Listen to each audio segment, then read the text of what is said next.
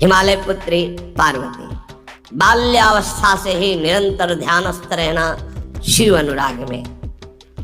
जब किशोर अवस्था हुई, किसी से कोई संभाषण नहीं करती थी माता जी, हर समय भगवान शिव के ध्यान में निमग्न रहना, कठोर तप करना शुरू कर दिया।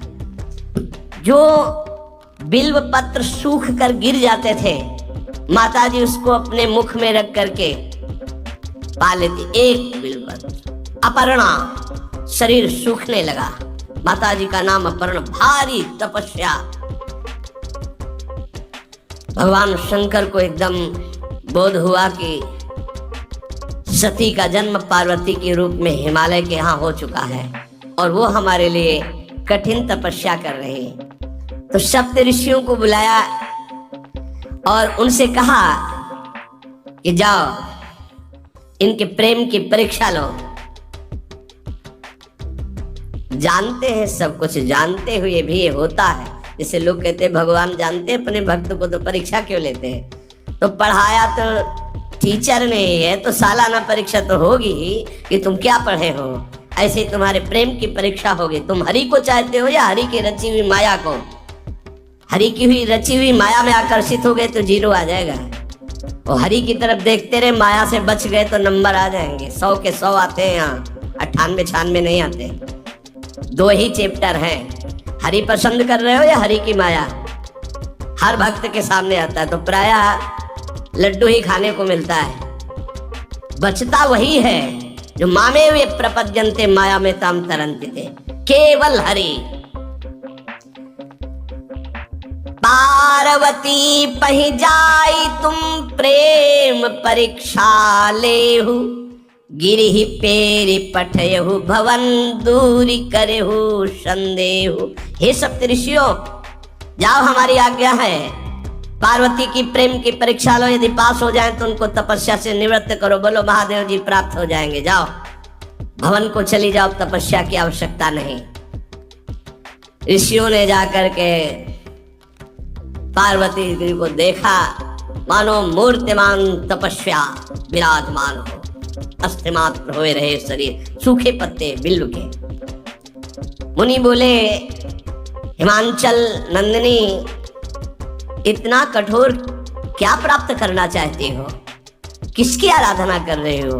तुम्हारा लक्ष्य क्या है? यदि हम सुनने के अधिकारी हों तो आप कृपा करके बता सकते हैं। पार्वती जी ने कहा, मन बड़ा सकुचाता है आपसे बताने में। आप लोग कहीं मेरी हंसी न उड़ा दें जो मेरा लक्ष्य है। मैंने भी बहुत सिखाने की कोशिश की, लेकिन मेरा मन नहीं मान रहा, हठ पकड़ लिया है। क्योंकि मेरे गुरुदेव ने मुझे जो आकर के बचपन में बता दिया, मैं वही हृदय से स्वीकार कर ली। मनु हठ परा सुनई न सिखावा, चहत बारी पर भीति उठावा। नारद कहा सत्य सोई जाना, बिनु पंखन हम चाहि उड़ाना। मुनियो, वैसे आप भी हंस दोगे। ऐसा लगता है जैसे हम भारी प्रबल धारा में बालू का बांध बनाना चाहते हैं। कहाँ भगवान शिव और कहाँ मैं? मेरे गुरुदेव नारद ने बचपन में आकर के कहा, तुम्हारे पति देवाधिदेव महादेव होंगे। बस मैं तब से अपने पति की प्राप्ति की आराधना कर रही हूँ। पता नहीं आप मेरी बात सुनकर हंसेंगे कि मानो बिना पंख के मैं आकाश को छूना चाहती हूँ। ऋषि हंस पड़े और कहा, बात तो सही है। पर्वत से उत्पन्न हुई हो तो इसलिए तुम्हारी बुद्धि भी हमें लगता है जड़ ही है। नारद के उपदेश से आज तक किसी का घर बसा है? नारद के उपदेश से किसी का घर बसा है? अरे जिस का उपदेश किया उसको बैरागी बना दिया, गृहस्थी तो बनाया नहीं। नारद उपदेश सुनकर किसी का घर बसा हो ऐसा तक प्रमाण नहीं है। देखो, दक्ष के पुत्रों को उपदेश किया, 10,000 एक को 1,000 एक, लौट कर नहीं आए, सब बैरागी बन गए। चित्रकेतु को उपदेश किया, घर चौपट हो गया। प्रहलाद जी को उपदेश किया, पूरा हिरण्यकश्यप का नाश हो गया। नारद सीख जे सुनहि नर नारी, अवसि होई तजी भवन भिखारी। तुम्हारे गुरु नारद जी की जो सीख सुना बर्बाद हो गया, बाबा जी बन गया, भजनानंदी बन गया। वैसे हम बताएं, नारद जी हैं बड़े कपटी, ऊपर से साधु का चिन्ह, अंदर से कपट। क्या कपट? उसके संसार का नाश कर देते हैं, भगवान से जोड़ देते हैं। मुझे नारद जी की बात कम समझ में आती है। ये उल्टा बोल रहे ऋषि परीक्षा के लिए, गुरु निष्ठा हटाने के लिए, समझ रहे हो? पार्वती जी ने कहा बचपन में मेरे गुरुदेव ने बता दिया, वही मैं। नारद जी की बात आज तक घर किसका? जो नर नारी नारद की बात सुने भवन त्याग करके भिखारी बन गया, प्रमाण है।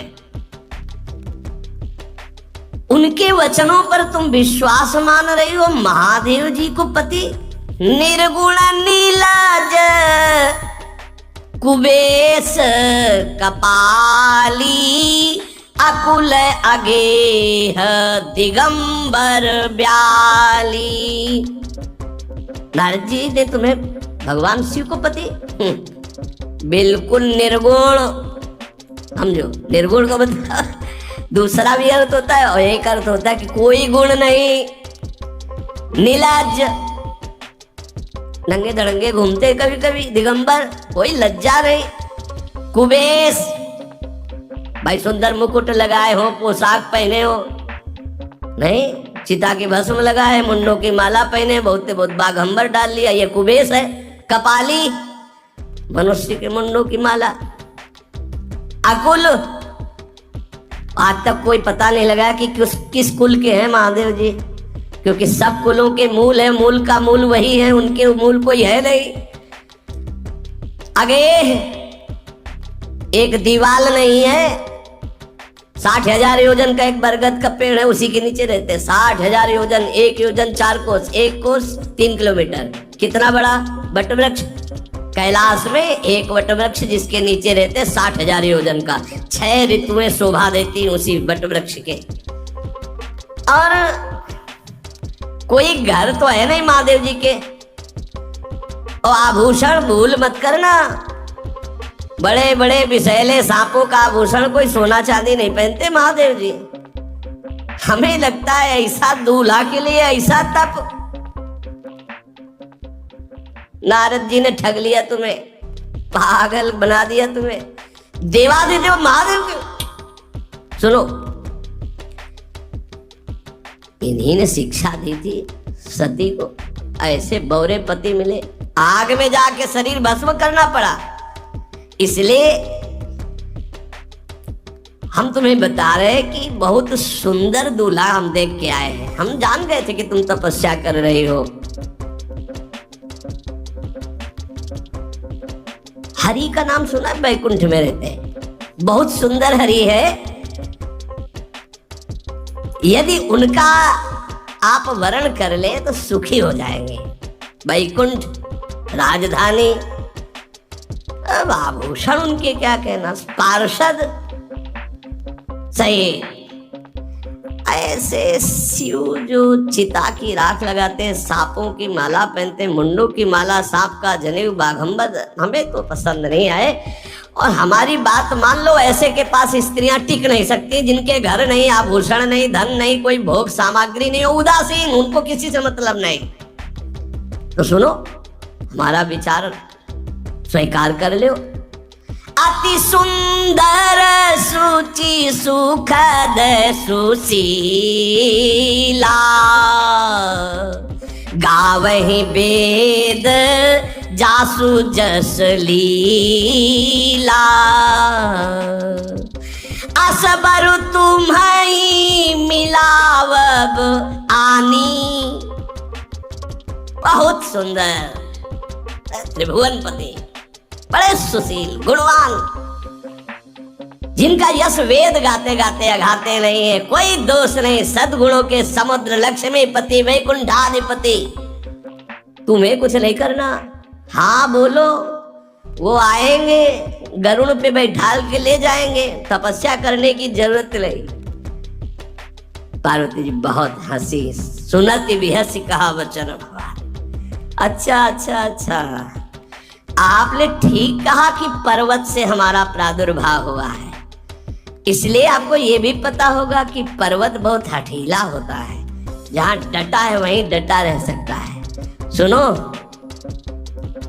पर्वत से सोना भी उत्पन्न होता है, जो आग में जलाने पर भी अपना तेज बढ़ाता है, घटाता नहीं।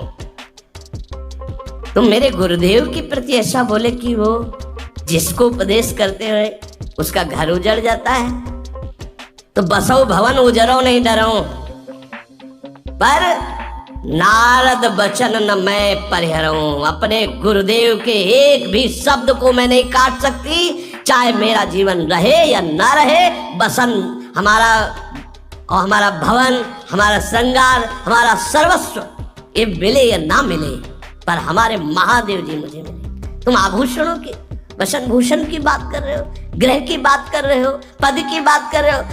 गुरु के वचन प्रतीति न जेहि, सपने हो सुगम ना सुख सिद्धि देहि। एक बात तुम्हें बता दूं सप्तऋषियों, जिसे अपने गुरुदेव के वचनों पर विश्वास नहीं, गुरुदेव का भरोसा नहीं, उसे कभी कोई सुख और सिद्धि कदा प्राप्त ही नहीं हो सकती। महादेव गुण भवन विष्णु सकल गुण धाम, जय कर मनोरम जाहि संते ही संकाम। आपने बताया कि महादेव में कोई गुण नहीं है और विष्णु समस्त सद्गुणों के धाम है, मैं मानती हूं, लेकिन मेरा मन महादेव जी से रम गया है। अब तो केवल महादेव जी, पहले मिलते हो सलाह करते तो तुम्हारी बात सुनती, अब तो गुरुदेव नारद जी ने जो उपदेश किया वही मैं करूंगी। अब मैं जन्म संभुहित हारा को गुण दूषण करे विचारा। ये इष्ट निष्ठा होनी चाहिए। अब तो हमारा जन्म आराध्य देव के लिए, अब कौन गुण दोष का चिंतन करे। जन्म कोटि लग रगर हमारी, बरऊ शंभुनता रहूं कुमारी। करोड़ जन्म लूंगी, अगर इस जन्म में महादेव जी ने मिले तो करोड़ जन्म लूंगी, हर जन्म तब करूंगी, पर हमारे प्रीतम होंगे महादेव, पति होंगे महादेव। तजऊ न नारद कर उपदेशु, आप कहीं सत बार महेशु। हजार बार आकर के, सैकड़ों बार आकर महादेव जी भी कहें कि अपने गुरुदेव के वचन छोड़ दो, तो मैं अपने गुरुदेव के वचनों का त्याग करने वाली नहीं। आप जा सकते हैं, बहुत जगत में कुंवारी कन्याएं और कुंवारे वर हैं, उनका ब्याह करा दीजिए। मेरी तो केवल एक ही बात रहेगी, हर जन्म महादेव जी के लिए।